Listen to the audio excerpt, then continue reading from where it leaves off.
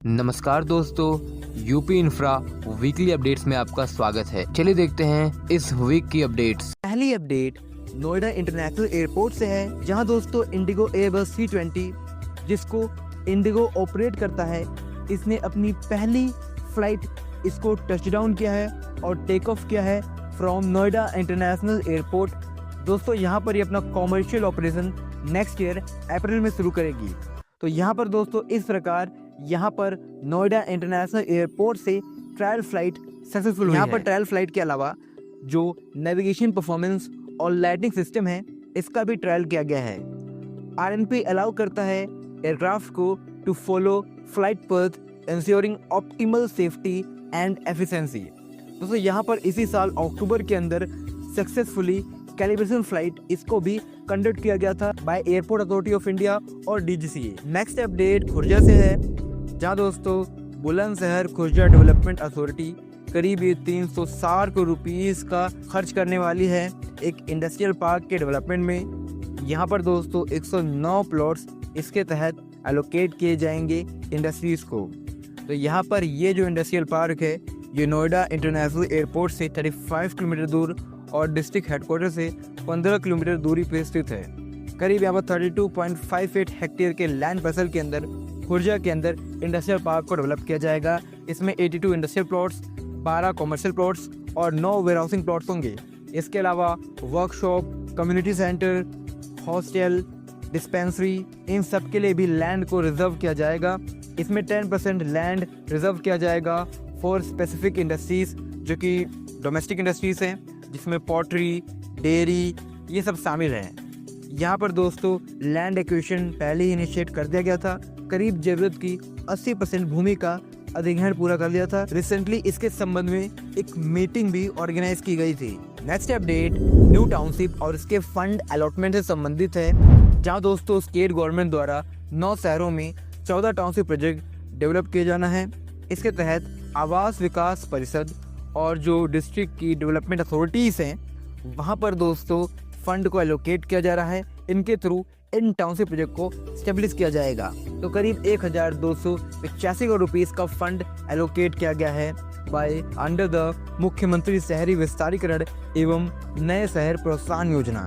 इसके तहत आवास विकास प्राधिकरण और जो डेवलपमेंट अथॉरिटीज हैं, उनको लैंड एक्विजिशन के लिए सीड कैपिटल प्रोवाइड किया जा रहा है। दोस्तों मैंने इस पर पहले भी चर्चा की है।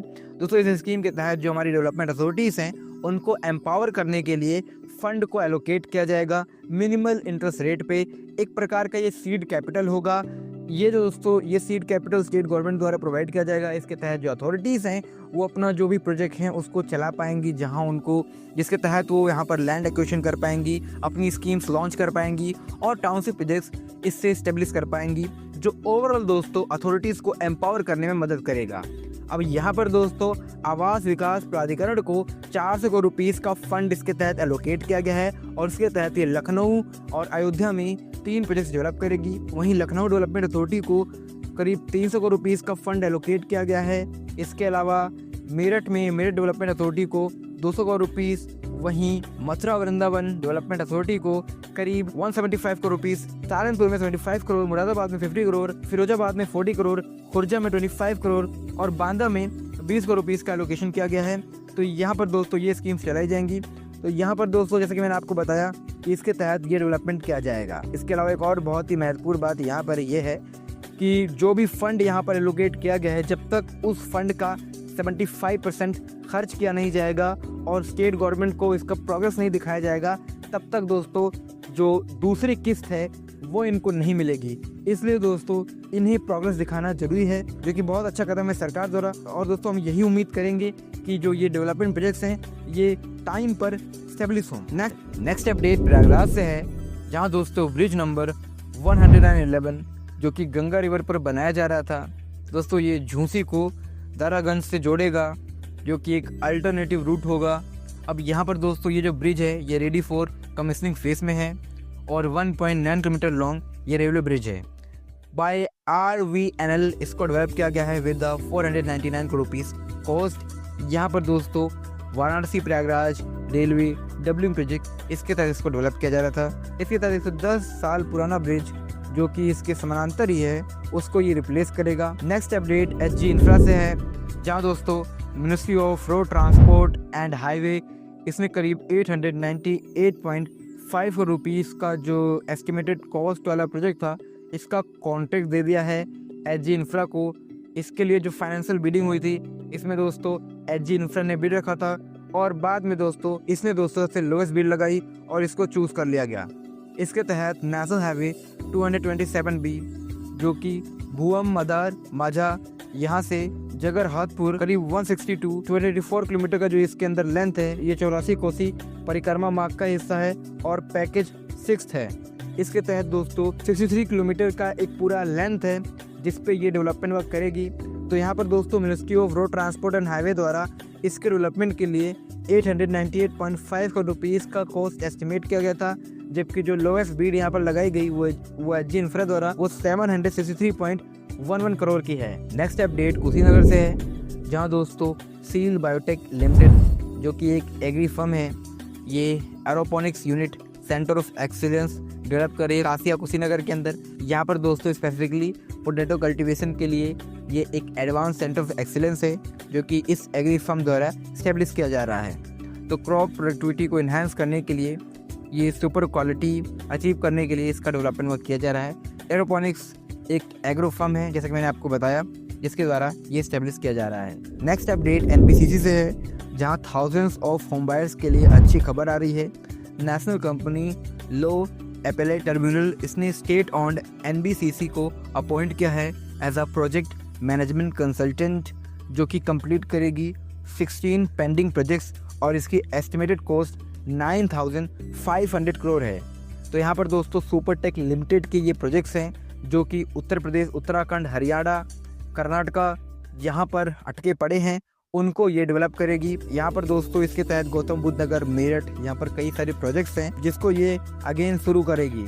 तो यहाँ पर eco village 2, Romano, Cape Town, Tejas suites, eco valley, sport village, eco city Noida, इसके अलावा north eye, up country, eco village 1, वहीं फेज़ 2 के तहत कुछ प्रोजेक्ट्स हैं। तो यहाँ पर ज़्यादातर प्रोजेक्ट्स जो हैं वो यमुना एक्सप्रेसवे रीजन में, इसके अलावा ग्रेटर नोएडा और मेरठ के अंदर स्टेब्लिश किए जाने हैं। यहाँ पर दोस्तों एनबीसीसी को ऐसा कंसल्टेंट अवार्ड कर दिया गया है। अब ये जो कॉन्ट्रैक्टर हैं उनके लिए बिड निकालेगी। माना जा रहा है कि 1 मई 2025 तक यहाँ पर जो कंस्ट्रक्शन वर्क है ये स्टार्ट हो जाएगा और जो इसके कंस्ट्रक्शन के लिए बिड निकाला जाएगा वो 1-2 महीने के अंदर वो सारा प्रोसेस शुरू हो जाएगा। नेक्स्ट अपडेट ग्रेटर नोएडा से है, जहाँ दोस्तों होंडा इंडिया, जो कि होंडा की इंडियन सब्सिडरी है, यहाँ पर दोस्तों ये ग्रेटर नोएडा जो मैन्युफैक्चरिंग प्लांट है, इसको अगेन यहाँ से प्रोडक्शन स्टार्ट करने वाली है, ऐसी खबरें आ रही हैं। तो यहाँ पर प्लांट को 2020 में बंद किया गया था, ऐसा मीडिया रिपोर्ट्स का मानना था, क्योंकि यहाँ पर दोस्तों कंपनी द्वारा 2020 के अंदर कापूकारा राजस्थान के अंदर प्रोडक्शन शिफ्ट कर दिया गया था। इसके बाद दोस्तों जो मेजर प्रोडक्शन था वो राजस्थान में होने लग गया था, वो ग्रेटर नोएडा में जो प्रोडक्शन था वो लगभग बंद हो गया था।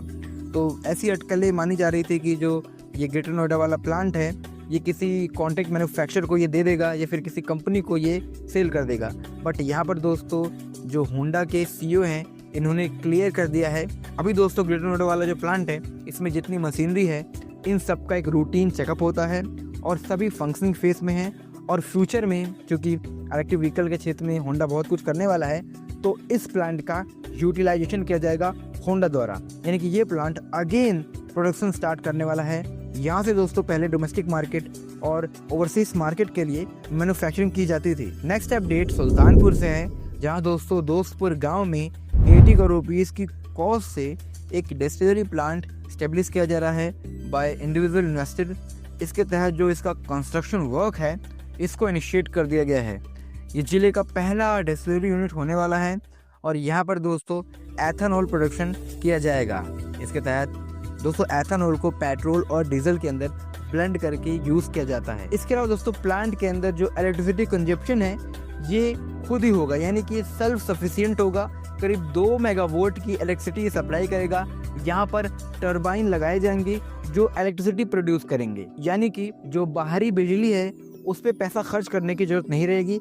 सेल्फ सफिशिएंसी के कारण ये पैसा बच जाएगा। Next update Varanasi Prayagraj development authority से है, जहाँ दोस्तों हमने इस विषय पे पहले चर्चा की थी कि वाराणसी और प्रयागराज के बीच में इनके डेवलपमेंट को प्रमोट करने के लिए एक स्पेसिफिक डेवलपमेंट अथॉरिटी का फॉर्मेशन किया जाएगा, ऐसा अनुमान था।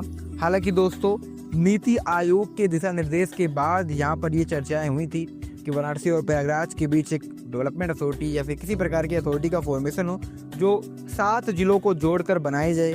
तो यहाँ पर दोस्तों इस पे फिर से कुछ खबर आ रही है। 22,393 स्क्वायर किलोमीटर का ये एरिया होने वाला है और यहाँ पर 2.37 करोड़ की पॉपुलेशन अभी रहती है।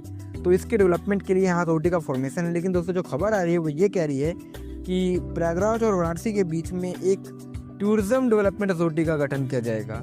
टूरिज्म जब हम शब्द यहाँ सुनते हैं उसका मतलब ये है कि यहाँ पर जो डेवलपमेंट होगा वो टूरिज्म के संबंध में ज़्यादा होगा। तो यहाँ पर दोस्तों पहली बात तो जितनी भी खबरें यहाँ पर इसके संबंध में आ रही हैं वो तो बहुत समय ले रही हैं। ये जो निर्देश दिया गया था इन अथॉरिटी को स्पेसिफिकली, इसको 1-1.5 साल हो गए हैं। इससे पहले नीति आयोग द्वारा कहा गया था, लेकिन इस पर जो इनका क्रियान्वयन है वो बहुत धीमा है। क्योंकि दोस्तों इस पर कभी वाराणसी अथॉरिटी कुछ बोलती है, कभी प्रयागराज डेवलपमेंट अथॉरिटी कुछ बोलती है, लेकिन हमें कुछ स्पेसिफिकली इस पर होता हुआ नहीं दिख रहा है। और यहाँ पर दोस्तों जो उन्होंने इस पर चर्चा की है कि ये एक प्रकार का पर्यटन प्राधिकरण होगा, तो इसमें भी दोस्तों और बेहतर करा जा सकता है। क्योंकि केवल टूरिज्म डेवलपमेंट से इकॉनमी या इकोनॉमिक प्रॉस्पेरिटी आना संभव नहीं है।